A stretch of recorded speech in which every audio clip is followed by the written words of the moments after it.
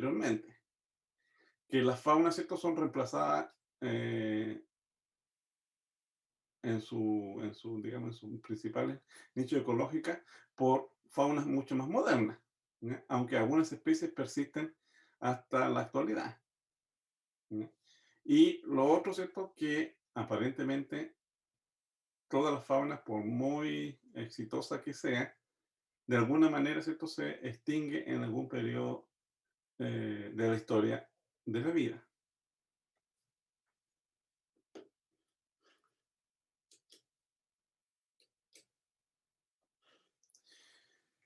¿Y por qué se producen las extinciones? Bueno, hay varias teorías al respecto, ¿ya? Una de las más conocidas es la hipótesis de la reina de corazones, que se saca de una analogía de Alicia en el País de las Maravillas, que tiene que señala, digamos, simplemente que para permanecer en el mismo lugar uno tiene que moverse al ritmo de los cambios, ¿cierto?, ambientales. Dicho de otra manera, las diversas especies, ¿cierto?, las diversas biotas que se originan en algún momento determinado de la historia de la vida, tienen que ir adaptándose a los cambios ambientales. Y esa adaptación, ¿cierto?, viene desde su propia capacidad que le otorga su genoma, ¿ya?, la plasticidad que ellos pueden tener y una serie de otros factores ecológicos que les permiten entonces, de alguna manera, responder a los cambios ambientales.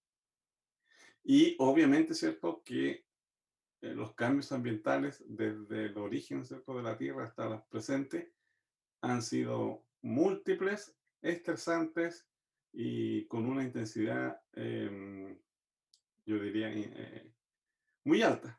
Y por supuesto, entonces, algunas de estas especies responden, otras no, y se extinguen, digamos, completamente. Aquí tenemos otra explicación respecto de las extinciones que tiene que ver con el número, ¿cierto?, de depredadores que existen en algún periodo, momento, y que domina el ensamble de la fauna de ese periodo, ¿ya? Por ejemplo, acá tenemos que el porcentaje de géneros marinos, ¿cierto?, que son depredadores, permanece cercano al 15% por aproximadamente 200 millones de años atrás. 200 millones, ¿ya? Esto ocurrió, por ejemplo, para la fauna del Paleozoico. Luego, en algún momento, ¿cierto?, el número, ¿cierto?, de depredadores aumenta y se produce entonces la extinción en masa, donde el porcentaje ahora de depredadores, ¿cierto?, se estabiliza cerca de 22% para 150 millones de años atrás. Y nuevamente, ¿cierto?, vuelve a derructirse, ¿cierto?, en el Cretácico, la extinción en masa, con la aparición de nuevos depredadores, pero también con otros factores ambientales, ¿ya? Fíjense ustedes que, y esto es muy importante tenerlo presente, ¿cierto?, que la presencia de depredadores aparentemente aumenta la diversidad, ¿ya? Pero en algún momento, ¿cierto?, colapsa el sistema y obviamente se producen las extinciones, ¿ya? Me esperan un momento, tengo que contestar algo.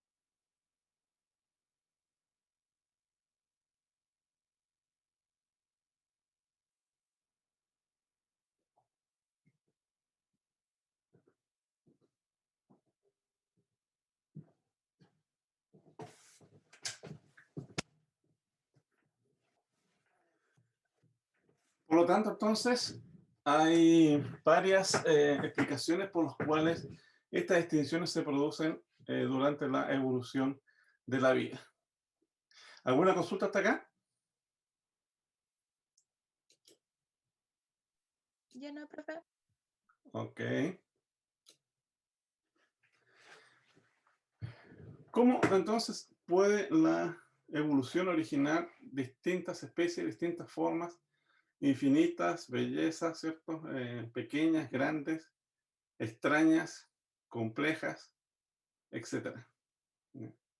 Este es un vistazo, una foto, una recreación de la diversidad de formas que se reconstruyeron a partir de la explosión del Cámbrico en un yacimiento que se llama Burgess-Shales, que fue el descubrimiento paleontológico más importante de muchos años.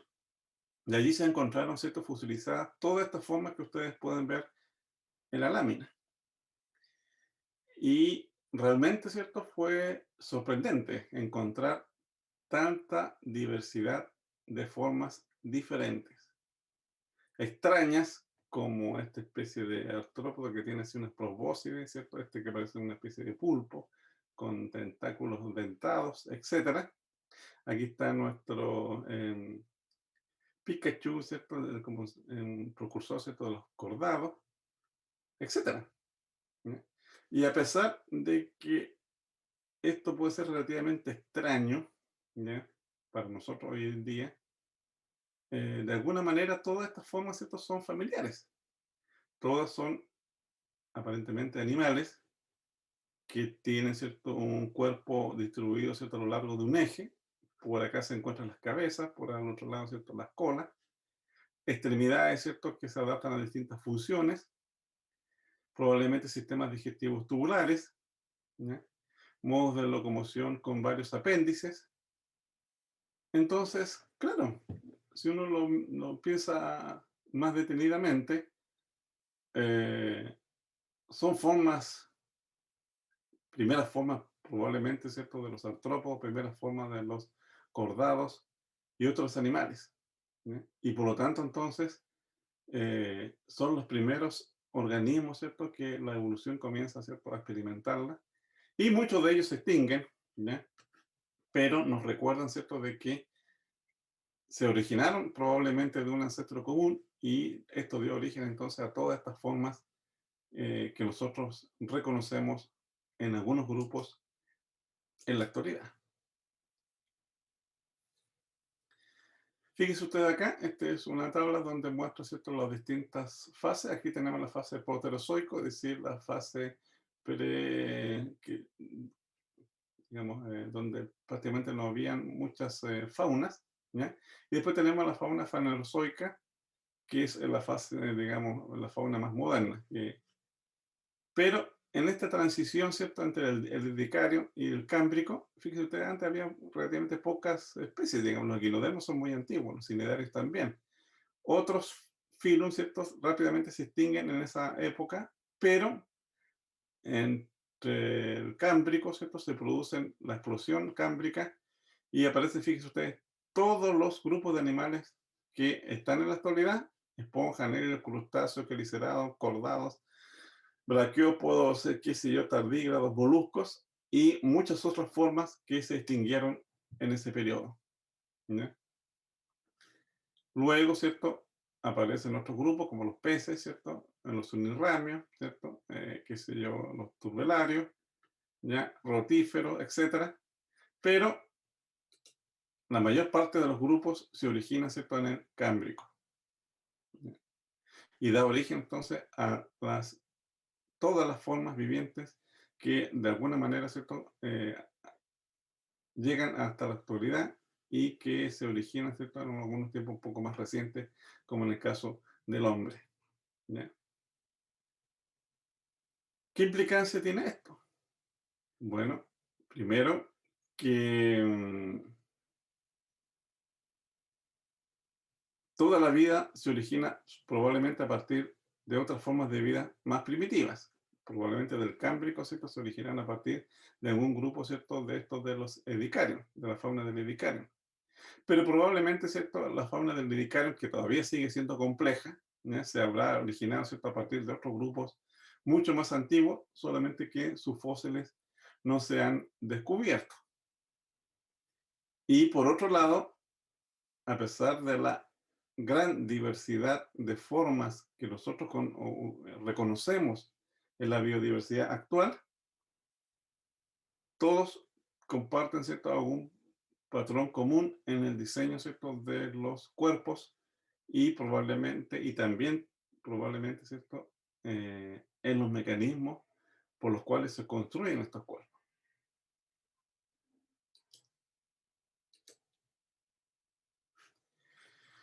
Y aquí pasamos entonces, bueno, al otro componente. La diversidad, ¿cierto? A pesar de sus infinitas formas, tiene un patrón común. Y ese patrón común, ¿cierto? Se conoce como diseños corporales. Y en realidad los diseños corporales de la Marilyn, de un pez y de una mosca, ¿ya? Son diseños, digamos, antiguos, que probablemente se originaron de un solo ancestro y que se ha ido modificando a través de la evolución. No podría decir qué tiene que ver la Marilyn con la mosca, pero bueno, sus patrones, ¿cierto?, de desarrollo y los genes que permiten la construcción de esos cuerpos han sido, digamos, conservados durante la evolución. Y nosotros, por ejemplo, tenemos aquí 4 formas, digamos, de diseños corporales básicos.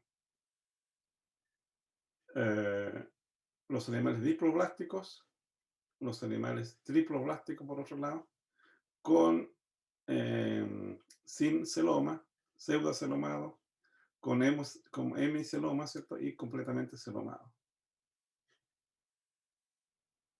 Obviamente que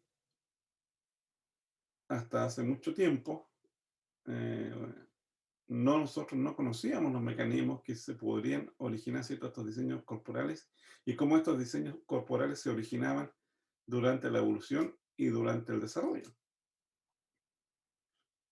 Y hasta que se descubrió, ¿cierto?, los mecanismos de la herencia y las moléculas, ¿cierto?, que eran responsables de la transmisión de la información genética. Aquí tenemos, ¿cierto?, de que la molécula de DNA o RNA, ¿cierto?, es la molécula universal de todos los organismos que comparten, ¿cierto?, la o que contienen, ¿cierto?, la información genética, principalmente DNA y en algunos casos como los procariontes RNA. ¿Ya? Pero todos los organismos, ¿cierto?, tanto procariontes como los eucariontes, ¿ya?, portan cierto material genético, DNA, RNA, que contiene un código universal para construir su propia estructura, sus propios cuerpos. ¿Ya? Y eso va desde las bacterias hasta los elefantes.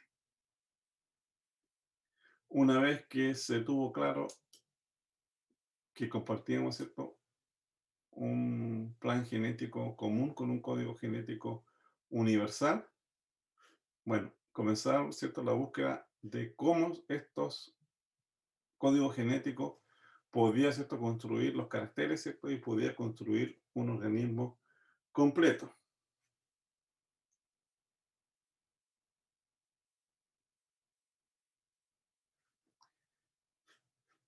Bien, eh, aquí tenemos entonces otro descubrimiento de que si usted incorpora, ¿cierto?, un gen de ratón y lo combina, ¿cierto?, con un gen de medusa que produce luminiscencia y lo mete, ¿cierto?, en un embrión, ¿cierto?, y produce un individuo, ¿cierto?, que tiene un DNA recombinado, la descendencia, ¿cierto?, va a aparecer con ratones brillantes que producen luminiscencias y ratones normales. ¿Ya? Y eso entonces fue un experimento clave para entender, ¿cierto?, que el DNA de diferentes especies se puede mezclar y recombinar. Y no solamente eso, sino que el DNA de una especie muy antigua, más que lejanamente emparentada, ¿cierto?, extremadamente no emparentada, ¿cierto?, con un mamífero, funciona exactamente igual en una especie o en otra. Profe, ¿Por qué? disculpe. Sí, dime. em, ¿Podría volver a explicar eso de nuevo? Fue como un tipo de experimento en algún laboratorio, ¿cierto? Sí, correcto. Se han hecho muchos tipos de estos experimentos. De hecho, vaya. Nosotros sabíamos, ¿cierto?, de que el DNA era el material genético universal en prácticamente todas las especies. Ujú. La duda que daba, ¿cierto?, era si ese material genético actuaba de la misma forma en una especie o en otra. ¿Qué se hizo? Entre otros experimentos, ¿cierto? Se obtuvo entonces un embrión experimental donde se tenía cierto DNA de ratón y a ese embrión experimental, ¿cierto?, se le puso un gen luminizante de medusa. Este DNA, ¿cierto?, fue incorporado en el embrión, se combinó y la descendencia, ¿cierto?, de ese ratón dio origen entonces a ratones normales, pero también ciertos ratones luminiscentes, es decir, que expresaban el gen de la medusa. Mm. Entonces, la conclusión era que, y no importa, ¿cierto?, la antigüedad de la especie, no importa, ¿cierto?, de cuán distante está taxonómicamente relacionado, los genes aparentemente funcionan igual y un gen de medusa puede perfectamente funcionar en un gen de ratón. ¿Ya? Porque se combinan y expresan, ¿cierto?, un material genético y un código que es, que es universal. Otro experimento, fíjense ustedes, semejante, fue que a un embrión de ave, ¿cierto?, se le puso un trozo de epitelio bucal de reptil y dejaron, ¿cierto?, de que siguiera el desarrollo y al final del proceso, voilà, usted obtuvo, ¿cierto?, una gallina con dientes. Es decir, un ave que no solamente pone huevos, sino que además le puede cuidar la casa. Oh, ¿De dónde apareció los dientes de la gallina? Porque ninguna ave de corral y ninguna ave en general tiene dientes. excepto los gansos, ¿o no? Ellos tienen como ¿Perdón? dientes. Los gansos tienen como los dientecitos, ¿o Sí, no? pero estamos hablando de dientes verdaderos, ¿no? Esto es como Ay, de especializaciones de la Rafoteca. por el gen que le colocaron del reptilo, ¿no? Ya, pero en este caso no pusieron un gen, sino que pusieron un epitelio. ¿Qué ocurrió allí entonces? Mm. Había algo, ¿cierto?, en el epitelio del reptil que ¿Era un produjo, epitelio bucal? perdón, ¿Porque era un epitelio bucal o eso nada que ver? es un epitelio bucal, exactamente. Probablemente, ¿cierto?, lo más razonable es que haya ocurrido acá lo que se denomina una inducción. Una proteína del epitelio bucal que activó un gen que estaba presente en el pollo, ¿ya?, y que dio origen entonces a los dientes. Los pollos, en general las aves, tienen los genes para producir dientes. Lo que pasa es que no la expresan en ese grupo porque la evolución ha reprimido, ¿cierto?, esa información. Y así como el pollo, nosotros, ¿cierto?, tenemos genes de aves, tenemos genes reptiles, tenemos genes de peces en nuestro genoma, porque en nuestra historia evolutiva nosotros tenemos los genes, digamos, de todos nuestros ancestros. Algunos más, otros menos se han perdido, pero tenemos genes muy antiguos. Pero esos genes, ¿cierto?, no se expresan, a menos que haya una mutación, al menos, ¿cierto?, de que haya una, que sea una malformación congénita, etcétera, ¿ya? Por lo tanto, entonces, en nuestro genoma existen múltiples genes que algunos son propios y otros son heredados de nuestros ancestros. Mm. ¿Consultas? Gracias, jefe. Ya.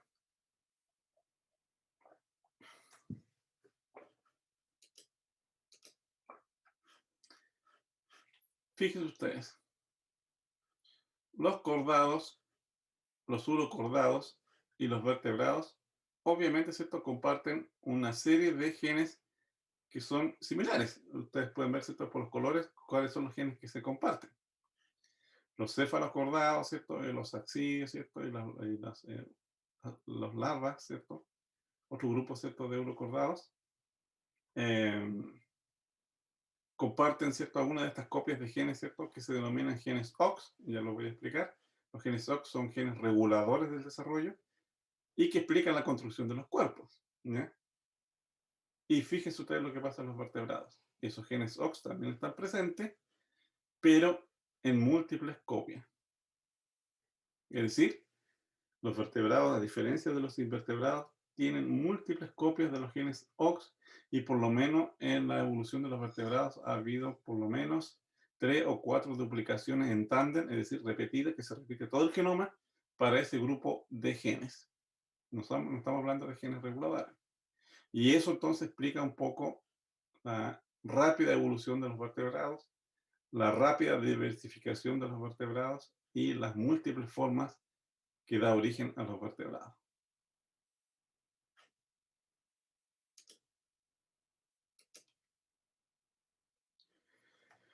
Pero ¿cómo se construye un cuerpo? Bueno, a partir, ¿cierto?, del estudio de los genes OX, se llegó a comprender que el organismo, ¿cierto?, tiene un plan de desarrollo y que ese plan de desarrollo implica, ¿cierto?, una modularidad, es decir, de partes que se recombinan para formar un cuerpo. Y aquí tienes, por ejemplo, cómo se construye una flor. La flor, ¿cierto?, es un órgano complejo que está formado, ¿cierto?, por distintas estructuras: anteras, pistilos, pétalos y sépalos. Las múltiples y diversas formas de flores, ¿cierto?, está controlada básicamente por 3 genes. El gen A, el gen B y el gen C, que son genes reguladores del desarrollo, que cuando se expresa solamente el gen A, usted origina los sépalos. Cuando se expresa el gen B con el A, obtiene los pétalos. Cuando se expresa el gen B con el C, se obtiene, ¿cierto?, las anteras.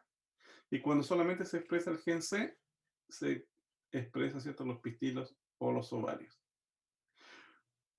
Los tiempos en los cuales estos genes interactúan entre sí puede dar origen, ¿cierto?, a la multiplicidad de formas de flores en distintas especies que usted conoce. 3 genes originan, ¿cierto?, la gran diversidad de flores que ustedes observan en la naturaleza.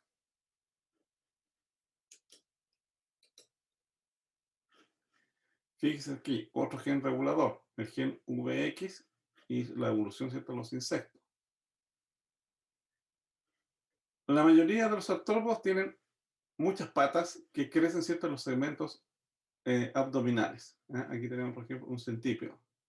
Pero, fíjense ustedes, a partir de un ancestro común, este es el plan corporal que se hereda, pero en el grupo, ¿cierto?, de los insectos, aquí hay una mutación, un cambio, ¿cierto?, en la estructura de una proteína, ¿ya?, que es eh, expresada por el gen VX, cambia acá y se suprimen todo el resto, ¿cierto?, de las patas de los segmentos y solamente quedan, ¿cierto?, los insectos con estos pares de patas que nosotros conocemos acá. En la línea de los insectos, entonces, una mutación en el gen VX, ¿cierto?, que es un gen homeótico o un gen OX, previene, ¿cierto?, la formación de piernas en los segmentos abdominales que no se requieren. Y aquí tenemos, ¿cierto?, todos los insectos que tienen 6 patas. Nuevamente, ¿cierto?, un pequeño cambio genético produce, ¿cierto?, una organización general del cuerpo, originando, ¿cierto?, nuevas formas estructurales y nuevas formas, ¿cierto?, biológicas que originan nuevas relaciones ecológicas. Y ustedes ya deben saber, ¿cierto?, que los insectos en la actualidad, ¿cierto?, es el grupo más biodiverso del planeta,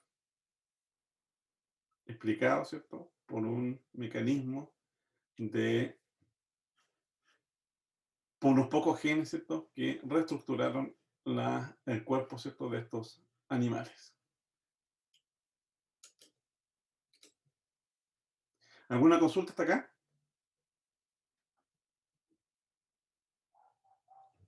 Yo no, profe. ¿No? Bien. Entonces, hay una relación, ¿cierto?, entre los genes, el desarrollo y la evolución, o la evolución de las distintas especies, que también se conoce, ¿cierto?, como macroevolución, ¿ya? Y fíjense ustedes lo que hemos logrado realizar. Acá tenemos, ¿cierto?, que en la filogenia, es decir, en la evolución real y verdadera y natural, ¿cierto?, de algunos grupos de organismos como las anfibios, ¿cierto?, y perdón, las ranas y las salamandras, esto tiene aproximadamente 5 pares de dedos, ¿ya? Particularmente, ¿cierto?, en el caso de la salamandra, una salamandra, ¿cierto?, ancestral, tiene, ¿cierto?, sus 5 pares de dedos, pero en los diferentes especies que dio origen, ¿cierto?, a esta especie ancestral, hay especies que tienen 4 dedos hasta especies que tienen 2 grupos de dedos. Esto es lo que se observa, ¿cierto?, naturalmente en la naturaleza, en la variación que existe en diferentes especies.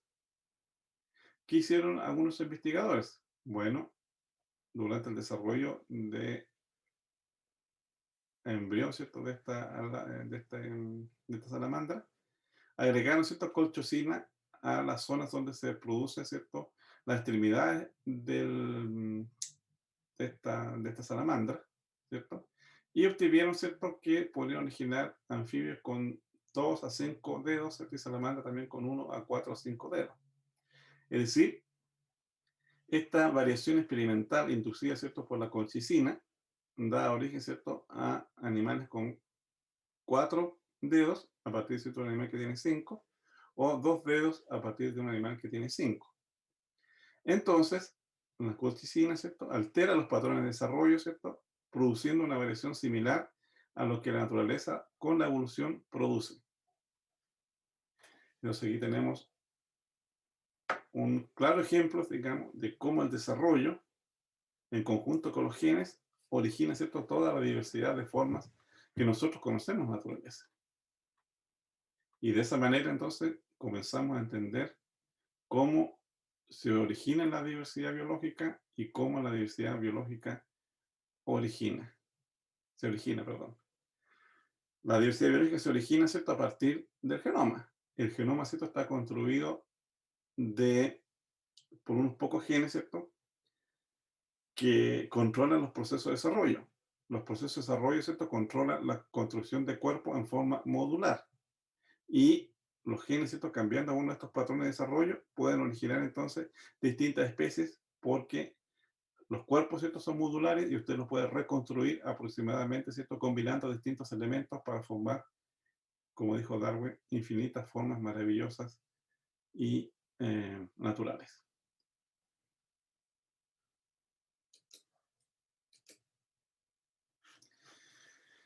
Y fíjese usted la congruencia que hay acá. Aquí tenemos entonces el registro fósil que nos indica, ¿cierto?, que para el caso, ¿cierto?, de la evolución de nuestras extremidades, bueno, distintos elementos, ¿cierto?, de los eh, huesos que conforman, ¿cierto?, nuestras extremidades han ido cambiando durante la evolución, ¿ya? Y estos elementos, ¿cierto?, son los elementos esqueléticos, el número, el radio, la urna, los elementos distales, que han cambiado, ¿cierto?, o se han reestructurado a partir, ¿cierto?, de una especie ancestral, ¿ya? Esto lo evidencia el registro fósil, lo evidencia, ¿cierto?, el desarrollo y lo evidencia, obviamente, la filogenia. O sea, 3 grupos, ¿cierto?, independientes de datos, ¿cierto?, confirman que el desarrollo, los genes, ¿cierto?, y la macroevolución están íntimamente relacionados. Los genes, ¿cierto?, controlan el desarrollo, ¿cierto?, de los distintos elementos esqueléticos. Esos elementos esqueléticos son modulares. Se pueden, ¿cierto?, reestructurar y combinar de distintas formas para originar los distintos tipos de extremidades que nosotros conocemos en los vertebrados, ¿ya? Y la evidencia fósil nos indica, ¿cierto?, que esas distintas formas, digamos, de combinación de las extremidades, ¿cierto?, han estado, ¿cierto?, presentes en algunas especies, digamos, que sucesivamente, ¿cierto?, han ido cambiando durante la evolución los patrones, ¿cierto?, de desarrollo de las extremidades, ¿cierto?, hasta llegar a los tetrápodos actuales.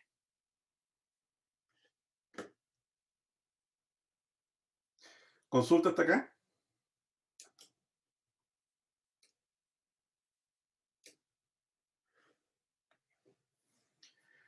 Ok, ya comprendemos un poco los mecanismos, ¿cierto? Pero ahora tenemos que entender, ¿cierto?, cómo se origina la diversidad. Bueno, la diversidad, ¿cierto?, se origina por los fenómenos, ¿cierto?, de especiación, que son sinónimos de macroevolución, es decir, la evolución, ¿cierto?, a partir del nivel de especie hacia arriba, ¿ya?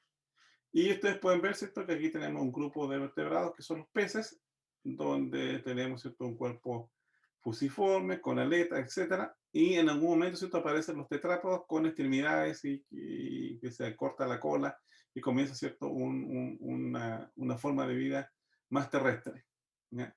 ¿Cómo se logró entonces la transición entre peces a tetrápodos? Bueno, hubieron formas intermedias. Acá está este Tikaalid, que es una especie de anfibio que tiene ciertas aletas lobuladas, pero que vivía, ¿cierto?, en el ambiente terrestre y que comparte características de los peces, así como de los primeros tetrápodos, ¿ya? Darwin propuso que en la evolución, ¿cierto?, había formas transicionales. Él lo llamó eslabones, ¿ya? Y la gente lo tomó como eslabones perdidos, que relacionaban, ¿cierto?, los grandes grupos de animales, ¿ya? Y bueno, mm, para algunos casos, ¿cierto?, está bien documentado. Por ejemplo, la transición de las ballenas, ¿cierto?, de un mamífero marino que vive toda su vida, ¿cierto?, en el agua, evoluciona a partir de una especie de lobo que es completamente terrestre. Y no se entendía, digamos, cómo era posible, digamos, que un animal terrestre, digamos, con patas, que respiraba en forma aeróbica, ¿cierto?, llegó a convertirse, ¿cierto?, en una ballena, que vive completamente en el agua, ¿cierto?, que no tiene patas y tiene forma de pez. Bueno, durante mucho tiempo, ¿cierto?, se buscaron las formas transicionales y tenemos, ¿cierto?, la secuencia completa desde el lobo, o una especie parecida a un lobo, mejor dicho, hasta llegar a la ballena con las formas, ¿cierto?, transicionales entre ellas.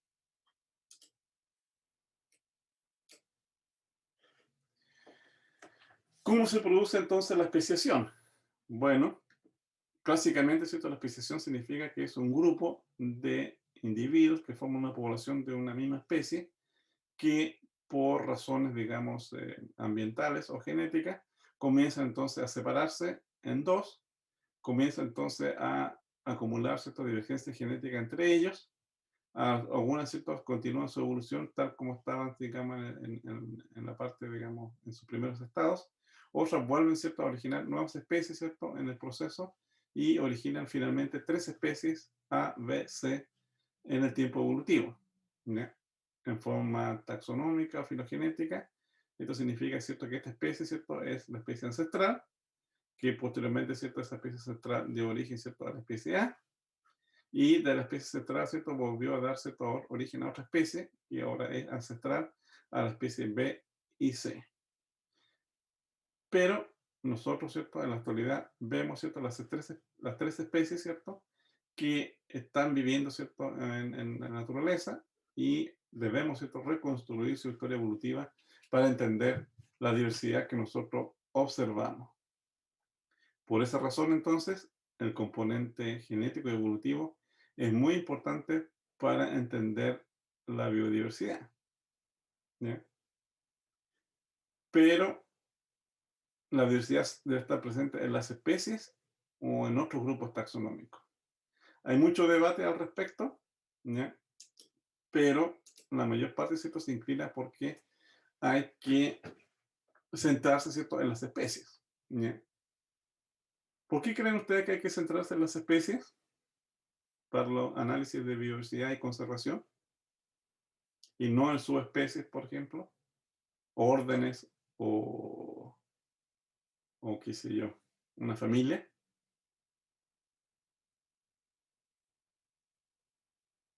¿Aló? Disculpe, profe, ¿qué fue lo primero que dijo? ¿Por qué el estudio de la biodiversidad se debe concentrar en las especies y no en grupos taxonómicos superiores o subespecies, por ejemplo? Profe, porque las especies tienen características en común, igual que Ya, muy bien. las subespecies, etcétera.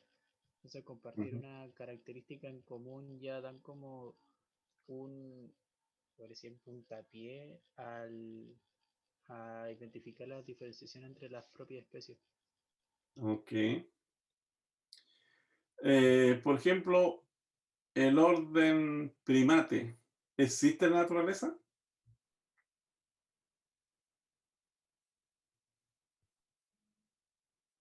Sí, Sí, yo puedo ir entonces a buscar el orden primate en la naturaleza. Orden, no. No, no existe en la naturaleza. Solamente la especie es la que existe en la naturaleza. Es la única entidad real de toda nuestra construcción taxonómica o filogenética.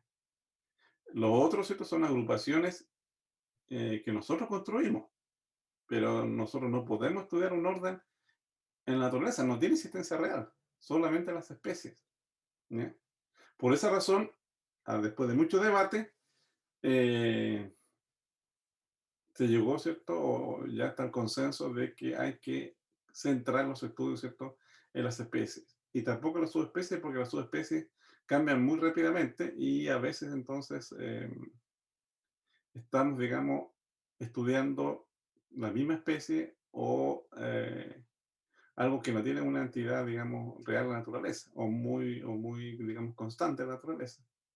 Pero la especie también tiene sus problemas.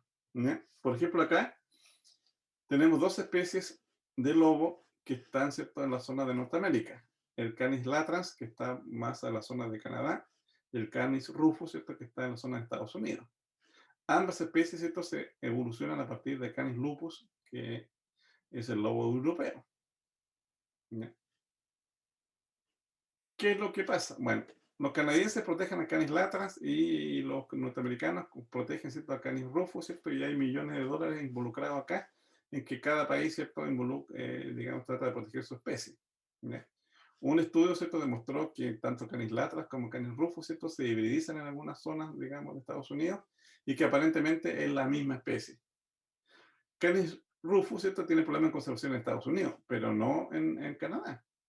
¿Ya? Entonces, bueno, ahí está, pues si los recursos, digamos, ¿para qué proteger Canis lupus, cierto? Si en Canadá está bastante protegido y comenzamos, ¿cierto?, con los problemas, digamos, de la conservación. ¿Ya? ¿Qué significa eso? Que nosotros, ¿cierto?, necesitamos delimitar muy bien, ¿cierto?, el objeto de conservación, en este caso la especie, para eh, proveer, ¿cierto?, unas medidas de conservación eficaces y recursos, ¿cierto?, que siempre son escasos para protegerlo. ¿Ya? Entonces, la naturaleza es compleja. A veces, digamos, pueden parecer morfológicamente muy distintos, ¿cierto? O similares, ¿cierto? Y a veces pueden ser especies completamente distintas. ¿Ya? Como ha ocurrido con el caso de las ballenas, que ahora con los métodos moleculares se han descubierto nuevas especies de ballenas. ¿Ya? Entonces, eh, hay que concentrar, digamos, los esfuerzos, ¿cierto?, en entender bien cuál es la composición de especies, ¿cierto?, de un determinado objeto de conservación para poder desarrollar los programas de conservación eficaces. Y la mayor parte de los programas de conservación son a nivel de especie. Conservación, ¿cierto?, de la chinchilla, conservación del guanaco, conservación, qué sé yo, del pingüino de Humboldt. ¿Ya? No se trata, digamos, de hacer conservación, por ejemplo, de los pingüinos en general, del orden de enfermedades, porque eso no existe. ¿Ya? Bien. ¿Y cómo entonces podemos definir la especie? Bueno, la especie, ¿cierto?, tiene atributos que son comunes. ¿Ya? Eso es reconocido por el conocimiento en no biológico, conocimiento tradicional o conocimiento, ¿cierto?, indígena. ¿Ya? Las personas sin tener entrenamiento en taxonomía y aquellos que viven en contacto con la naturaleza pueden reconocer claramente que hay diferentes tipos de escorpiones o todas las aves, ¿cierto?, de su sector, porque es el conocimiento ancestral, común, social, que heredan, digamos, de sus padres, de sus abuelos. ¿Ya? Y normalmente ese conocimiento ancestral indica, ¿cierto?, de que la especie tiene características comunes, que la especie, ¿cierto?, tiene características que lo diferencian de otras, y que las especies, ¿cierto?, son reales, porque si no, uno no lo podría reconocer en la naturaleza. ¿Ya? Y normalmente, ¿cierto?, este conocimiento ancestral coincide muchas veces con el conocimiento científico cuando se clasifican a las especies. ¿Ya?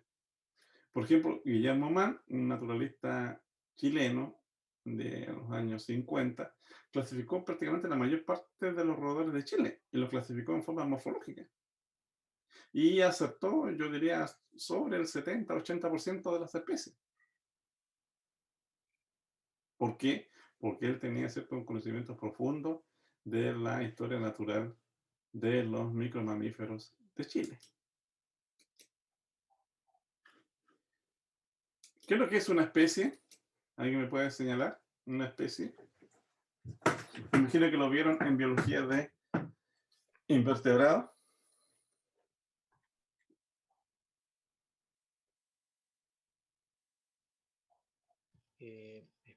Las especies son individuos que comparten características similares.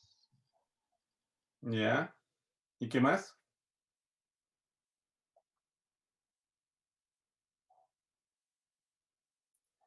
¿Qué es lo más distintivo de una especie?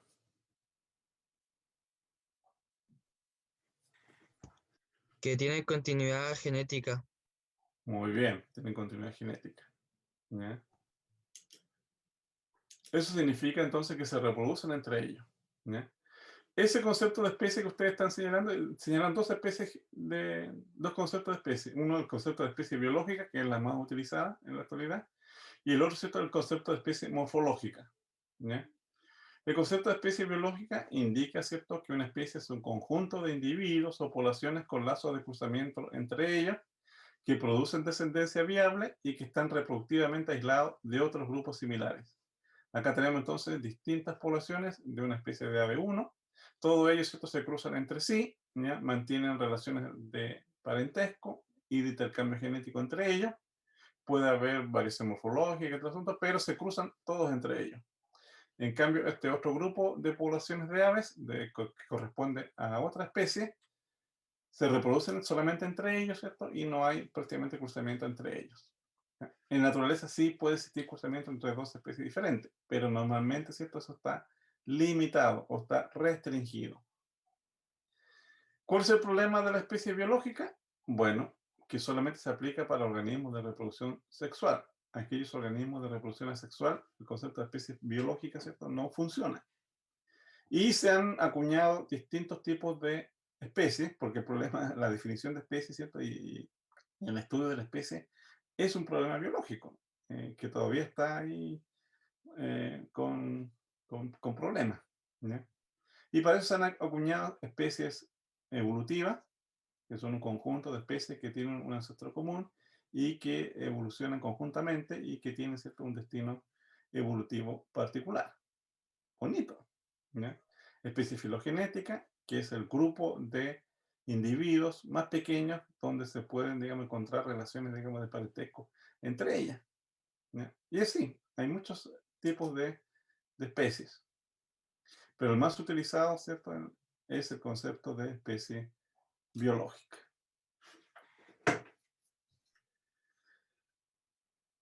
¿Cómo se relaciona entonces el proceso de especiación con el proceso de macroevolución y la filogenia? Bueno, la especiación va originando, ¿cierto?, una especie. Esa especie, ¿cierto?, va originando otra especie ancestral y luego, ¿cierto?, otra y después otras, y así van originando, ¿cierto?, un conjunto de especies que en la actualidad nosotros los conocemos como especie 1, 2, 3, 4, 5, 6, a la especie 3, 13. Aquellas especies, ¿cierto?, que son comunes entre sí, nosotros, ¿cierto?, los ordenamos a través de un género. Otro conjunto de especies que son comunes entre sí, pero distintas a este otro género, lo digamos, agrupamos, ¿cierto?, en otro género.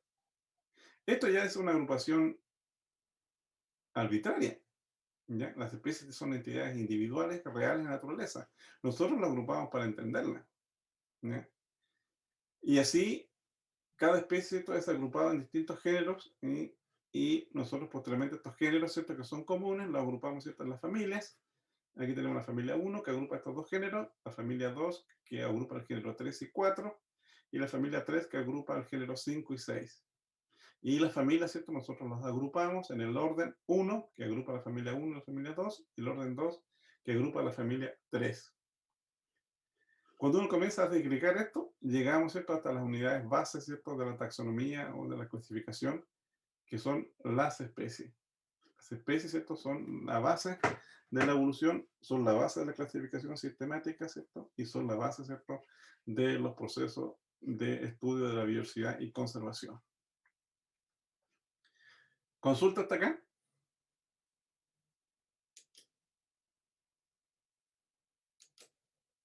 Yo no. Profe, yo te ¿Perdón? consulto. Dime. Eh, ¿Hay alguna posibilidad de que las especies, bueno, Mm, las familias, tengan rangos como muy distintivos entre sí, aunque sean de la misma especie? mm. ¿A qué te refieres? ¿Que sean muy similares entre sí? No, a ver, creo que era el género, creo que me confundí. Que a pesar de que sean del mismo género, tengan como rasgos muy diferentes, pero estén considerados dentro de la misma familia, se podría decir. Sí. A ver, hay todo tipo de problemas, digamos. Darwin, por ejemplo, además de ser, digamos, un biólogo evolutivo, también era ¿cómo se llama?, un taxónomo y hizo un estudio de los cirripedios y trató de clasificarlos. Y muchas veces escribió, digamos, de que, bueno, era muy complejo, digamos, y maldecía, digamos, la complejidad, digamos, de la naturaleza. ¿Qué pasa con la clasificación? Bueno, a veces uno puede clasificar los organismos, ¿cierto?, por semejanza o porque son muy diferentes en dos géneros distintos. Pero posteriormente, ¿cierto?, esa divergencia morfológica o esa diferencia morfológica, eh, al analizar, por ejemplo, estudios genéticos, indican que son, digamos, muy similares, ¿ya? Y que prácticamente constituyen el mismo grupo. Entonces ahí nuevamente se reordenan las taxonomías, ¿cierto? Y se agrupan esas dos especies que antes estaban separadas en dos géneros, por ejemplo, en un solo género. O dos familias que estaban separadas, ¿cierto?, en una sola familia, ¿ya? Por esa razón, estas clasificaciones son arbitrarias y depende, digamos, de las características y de los datos que usted obtiene para construir la filogenia. Y la filogenia se obtiene, ¿cierto?, a partir de las características que expresan las especies, ¿ya? Normalmente, ¿cierto?, la mayor parte de las taxonomías eran morfológicas. Después, cuando comenzaron, ¿no es cierto?, los procesos, digamos, las proteínas, luego, ¿cierto?, y luego, ¿cierto?, el DNA, se tomaron esas características para construir la filogenia, ¿ya? Pero así como dos especies morfológicamente diferentes, agrupadas en dos familias distintas, podían ser agrupadas nuevamente, ¿cierto?, por análisis genético en una sola. Lo mismo pasaba, ¿cierto?, cuando dos familias que son morfológicamente similares, posteriormente el estudio del DNA, ¿cierto?, revelaba que son muy distintas y también se separaron, ¿ya? Entonces, hay muchos criterios acá, ¿ya? Nosotros, por ejemplo, encontramos una especie de roedor micromamífero en el salar de Atacama. Nosotros lo pusimos como Abroctis salaris, porque era del salar de Atacama. Y mandamos una publicación digamos, a la revista y nos rechazaron la cuestión porque la divergencia genética que tenía el bicho con respecto a los otros congéneres que estaban cercanos a él era muy baja, ¿ya? Y el problema estaba en todo que el bicho tenía una biología completamente diferente, pero no necesariamente su parte genética, que era muy similar, digamos, a la otra especie que era Abroctis andino, que estaba cercano allí, y Abroctis oliváceo, que estaba cerca que se distribuía más hacia la zona de la costa, ¿ya? Pero el bicho, a diferencia de esos dos especies, digamos, congéneres, era diurno, ¿ya? Se alimentaba, digamos, de reptiles y dípteros, cosa que es muy raro en los micromamíferos, ¿ah? Y tenía, digamos, organización social. Entonces, bueno, nosotros argumentamos y los editores nos contraargumentaron. Al final ganaron los editores, ¿ya?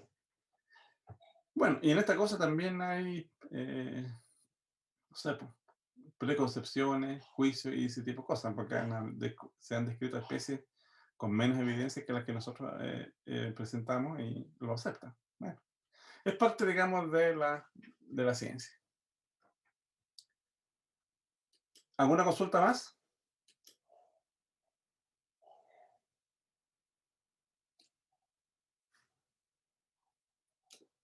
Bien.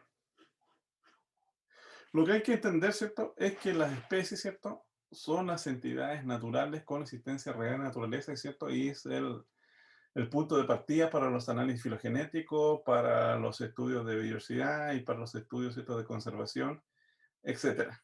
Porque es la especie la que presenta, ¿cierto?, esas características. A veces las especies son complicadas, hay que reconocerlo. Pero la especie, ¿cierto?, es una entidad natural y real porque vive en un territorio específico, separado, ¿cierto?, de otra especie que vive en otro territorio, ¿ya? Y de otros grupos de especies, digamos, distintas, ¿ya? Tiene su propia ecología, ¿ya? La especie de acá podría alimentarse, qué sé yo, de semillas, este otro es más insectívoro, etcétera, ¿ya? ¿Cuál es la relación entonces de estos otros grupos? ¿Ya? De que, por ejemplo, el grupo, ¿cierto?, del Atlántico está más relacionado entre sí que el grupo, ¿cierto?, de la costa del Golfo, ¿cierto?, que tiene esta otra especie, ¿ya? Es decir, cuando uno encuentra la especie verdadera, ¿cierto?, y encuentra, digamos, las características que los definen y que los diferencian, obviamente, ¿cierto?, va a encontrar una correspondencia entre su área de distribución, su ecología, su morfología y su genética. A veces, ¿cierto?, hay disparidad en alguno de estos datos, pero la mayor parte de los casos coincide, ¿ya? ¿Por qué? Porque la especie, ¿cierto?, es la responsable, ¿cierto?, de hacer la distribución, de hacer la ecología, en el fondo de hacer la pega, ¿ya? Es como las sociedades, pues las familias son las que, el núcleo, digamos, de la sociedad, de la ciudad, y qué sé yo, las características de una ciudad, ya es responsabilidad de los habitantes que hay allí, y los habitantes, ¿cierto?, son las familias, etcétera. Lo mismo pasa con el caso de las especies, ¿ya? Por esa razón, entonces, la base del estudio de la biodiversidad y de la conservación son las especies, que son las únicas entidades naturales con existencia real en la naturaleza.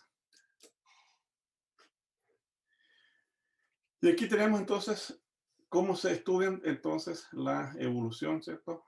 O la diversidad, en este caso también evolutiva, de algunos grupos, ¿ya? Acá tenemos entonces una filogenia, ¿ya? Esta filogenia tiene ramas, ¿ya?, y puntos de unión de estas ramas que se conocen, ¿cierto?, como nodos, ¿ya? Existen nodos que son ancestrales o muy antiguos, que reúnen a todos los grupos de especies en un solo nodo. Y aquí tenemos, ¿cierto?, otro un poco un nodo, ¿cierto?, derivado o que diverge, ¿cierto?, a partir de la línea ancestral y que va divergiendo, ¿cierto?, en distintos nodos, 2, 3, 4, 5. ¿Ya? Acá tenemos entonces un taxón, que son cada una de las especies que nosotros estamos agrupando, ¿ya? Y aquí tenemos entonces lo que se denomina un clado. Por ejemplo, el taxón B y el taxón C corresponden a un clado que son estrechamente relacionados y por eso se conoce como un taxón hermano, ¿ya?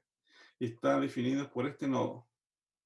Este otro grupo que reúne, ¿cierto?, el taxón A, B y C, ¿cierto?, es otro clado o agrupamiento de estas especies que está dado por este nodo que es el grupo 3. Y todas estas especies, ¿cierto?, está dado, ¿cierto?, por un solo clado que reúne, ¿cierto?, la especie ancestral y todas las especies derivadas.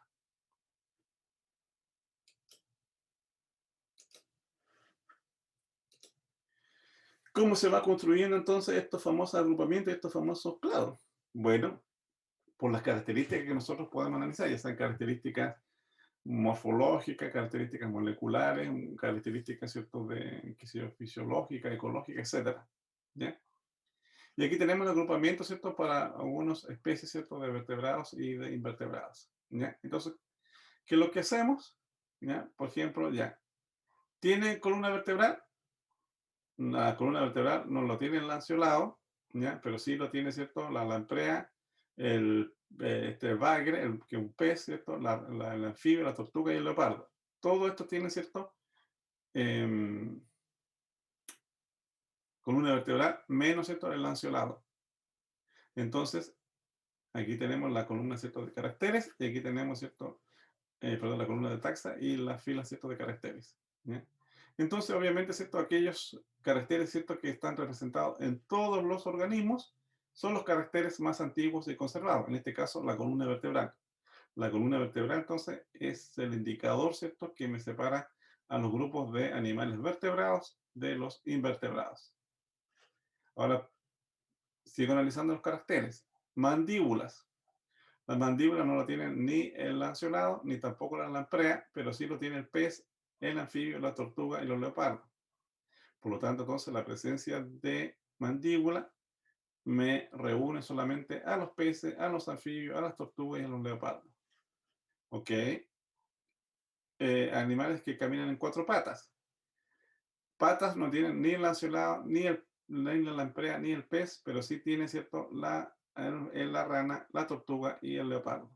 Por lo tanto, entonces, la presencia, ¿cierto?, de 4 patas me va a reunir a este grupo de animales que es el anfibio, la tortuga y el leopardo. Los animales que poseen la membrana, ¿cierto?, del amnio solamente son 2, la tortuga y el leopardo, ninguna otra la posee. Por lo tanto, entonces, la presencia de amnio me agrupa, ¿cierto?, a las tortugas con los leopardos. Y la presencia de pelo solo lo tiene, ¿cierto?, el leopardo y ninguna de las otras especies anteriores. Y aquí tenemos entonces al leopardo, ¿cierto?, como una especie altamente derivada. De esta forma se van construyendo las filogenes, con análisis, por supuesto, más sofisticados, pero básicamente, ¿cierto?, es una comparación entre características en diferentes taxas y se agrupan, ¿cierto?, las características comunes, o que están presentes en todas ellas, versus, ¿cierto?, las características derivadas, ¿cierto?, que son las más, las que nos representan solamente un taxón. ¿Ya? Y aquellos que no están ausentes, entonces esto es presencia o ausencia, solamente 0 que está ausente y 1 que está presente. Y de esa forma entonces van construyendo las filogenes. ¿Consulta hasta acá? Profesor, ¿es correcto decir que va, por ejemplo, desde los organismos menos complejos hasta los organismos más complejos? ¿Estaría bien ese término? ¿O no? En principio sí, ¿ya? Pero un anfibio, por ejemplo, puede ser tan complejo como un mamífero, ¿ya? Quizás morfológicamente con estas características es más simple, más derivado, ¿cierto?, que aquellos que tienen estas otras características. Pero recuerden, por ejemplo, que la piel de los anfibios, ¿cierto?, es muy compleja y que produce muchos compuestos que otras especies no lo tienen. Entonces, depende, digamos, del análisis que se haga. En general, en la evolución, ¿cierto?, hay un aumento de complejidad, ¿ya?, de especies más simples a especies, ¿cierto?, más complejas. Pero no necesariamente, ¿cierto?, las especies más derivadas o más evolucionadas, como uno puede decir, son necesariamente más complejas. A veces la simplicidad también es compleja, porque, por ejemplo, una especie de reptil, por ejemplo, que se adapta a ambientes fosoriales, adquiere cierta forma así como de culebra, ¿ya? Pero en forma secundaria, ¿ya? Y es obviamente más evolucionada y más compleja porque es una adaptación, ¿cierto?, a vivir en ambientes subterráneos y durante la evolución volvió a perder, digamos, sus extremidades. ¿Ya? Lo Ya, importante, lo importante también que hay que entender acá es que cuando la evolución sigue un camino, no puede dar marcha atrás. Es decir, ese reptil que perdió secundariamente las patas, no puede decir, ya sabe que me cabría de estar viviendo acá abajo en el ambiente subterráneo muy oscuro, que se yo, muy frío, y quiero volver a tener patas. Eso no ocurre. Una vez que se toma un camino evolutivo, la evolución nos da marcha atrás. Lo más probable es esto que se extinga. cuando ya no se pueden adaptar, Exactamente, porque mientras realmente más especializado es un individuo, mayores son las probabilidades de extinción. Eso también está relativamente claro. claro, Las porque no especies podrían generalistas, adaptarse a su entorno exactamente, son y tan sobrevivirían especializados como que están nosotros. adaptados, ¿cierto?, a una condición particular nomás. Si esa condición particular cambia, esa especie, ¿cierto?, se extingue. Ah, ya. Gracias, profe. Ok. Bien, aquí tenemos entonces la unidad y diversidad de la vida. Aquí tenemos entonces la diversidad compleja, ¿cierto? Que nosotros vemos, ¿cierto? Qué sé yo, en una isla tropical, ¿cierto? Hay muchas especies de plantas en esas islas, ¿cierto? En esos ecosistemas. Lo mismo pasa, ¿cierto? Con los arrecifes de coral, pero aquí hay una unidad, que todos estos organismos, ya sea bacterias, qué sé yo, corales, peces, reptiles, plantas, todas estas están construidas por células y todos comparten entonces un material genético común con un código, ¿cierto? Universal que da origen a todo esto, a toda esta diversidad, ¿cierto? Que observamos. Es decir, la vida es muy diversa, pero también, ¿cierto? Es unitaria.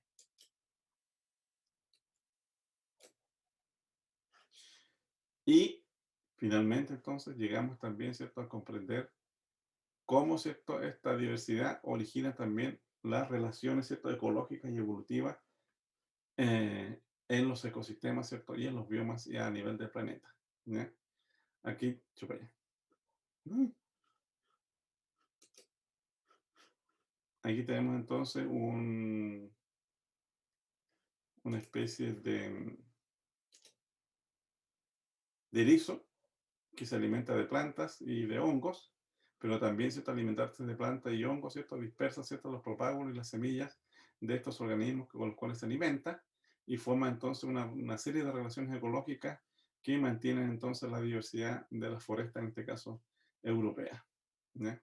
Por lo tanto, entonces, eh, a pesar, digamos, de que el estudio de la biodiversidad, ¿cierto? Se centra en las especies, obviamente, ¿cierto? También tenemos que concentrarlos en las relaciones ecológicas y evolutivas que presentan estas especies. Muy bien. Consultas, preguntas,